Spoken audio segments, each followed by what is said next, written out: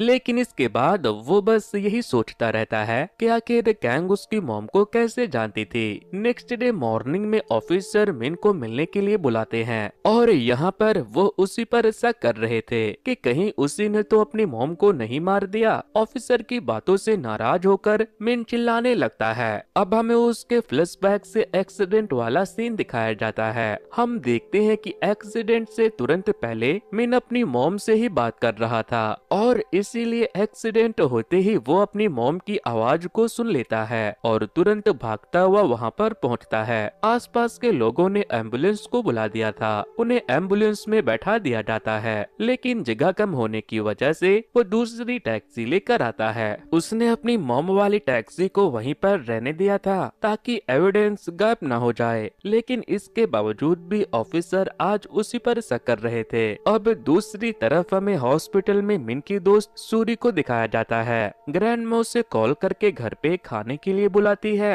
क्योंकि वो चाहती थी कि मिन और सूरी का रिश्ता दोस्ती से काफी ज्यादा क्लोज आ जाए। दूसरी तरफ डॉक्टर डोजिन ये नोटिस करती है कि उनकी तरह ही जो दूसरे डॉक्टर थे, डॉक्टर जिंगवू पेशेंट का गलत इलाज कर रहे थे। वहाँ पे उस पेशेंट की जान तो बच जाती है, पर बाद में नर्स को बुलाकर डॉक्टर डोजिन बाकी के ऑपरेशन पे नजर डालते हैं और वो ये देखकर हैरान हो गए थे कि जंगवू के आने के बाद हॉस्पिटल में बहुत सारे पेशेंट्स की जान जाने लगी थी। वो जंगवू को निकालने का सोचने लगते हैं, लेकिन जंगवू उनसे कहता है कि अगर मैं बुरा हूँ तो तुम कौन सा अच्छे हो, तुम्हारा राज मैं जानता हूँ। वहाँ पर हमें दिखाया जाता है कि जंगवू के पास कई सारे रेयर मेडिसिन और इंजेक्शन थे जिन्हें वो छुपा के रखता था। दूसरी तरफ हम देखते हैं कि एक पैसेंजर मिन की टैक्सी में आकर बैठता है। वो थोड़ा वियर्ड था, लेकिन बाद में हमें पता चलता है कि वो एक समन है जो भूतों को देख सकता है और वो मिन को बताता है कि इस लड़के की आत्मा तुम्हारी टैक्सी से नहीं जुड़ी बल्कि टैक्सी में रखे किसी सामान से जुड़ी है।